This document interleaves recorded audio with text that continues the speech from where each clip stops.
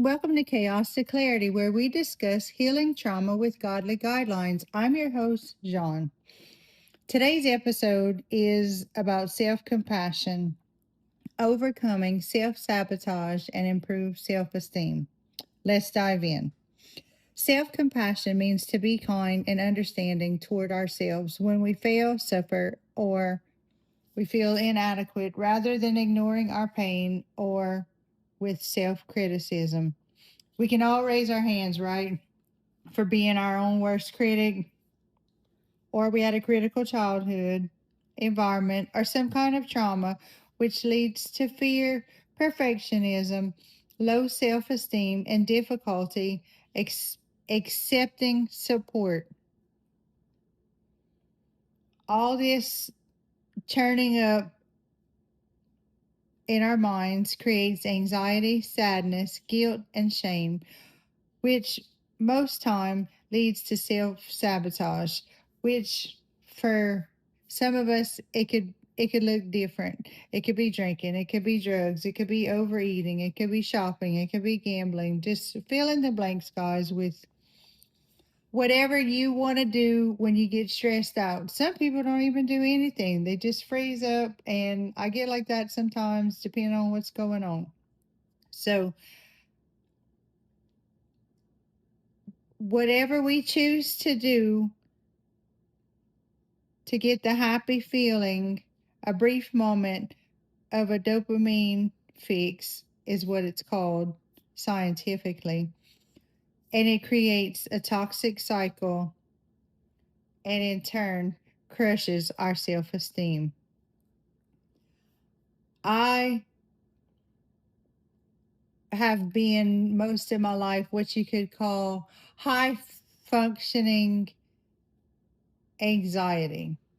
I don't know if that's like a real word for it or whatever, but I can promise you I spent my whole adult life stressed out, feeling anxious, trying to be perfect, holding myself together,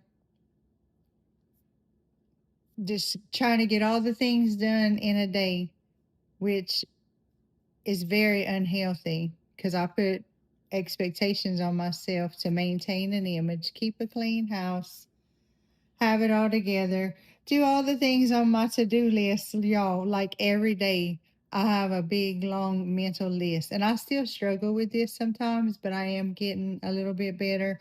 I'll be like, you know what? It's not going to be the end of the world.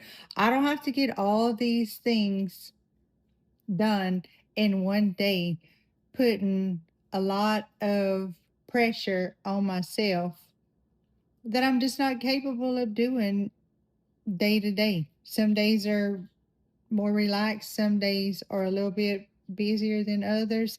I had to learn it's okay because what I would do is drive myself crazy and feel overwhelmed that I didn't get to do this or that, and I would beat myself up about it. I'm human, I'm not a robot. My physical and my mental state were suffering. I'd stay up way too late trying to get all these unfinished tasks that I pressured myself into thinking that I had to do on a daily basis. Couldn't relax, which is why I started drinking. And then that made me anxious and more overwhelmed. And down the road, I ended up taking CBD gummies to help me sleep from all of the self induced stress that I had placed upon myself. I mean, how crazy is that? Talk about self sabotage, right? It took me a little while, but I finally learned to give myself grace and compassion, just like God gives us, and to cease with the unhealthy habits. I mean, once you kind of give yourself grace to, hey, I don't have to do all these things in a day, as long as I'm, getting a few things done here and there, I'm doing okay. Because most of us, we have work, we have kids, we have all the other things going on in a day. we're not going to realistically get everything on our proverbial list done, especially not in a timely manner. I mean, I personally have learned that I can't. You know, God tells us in Mark 12:31 to love your neighbor as yourself. If we can't love ourselves, we surely can't love others.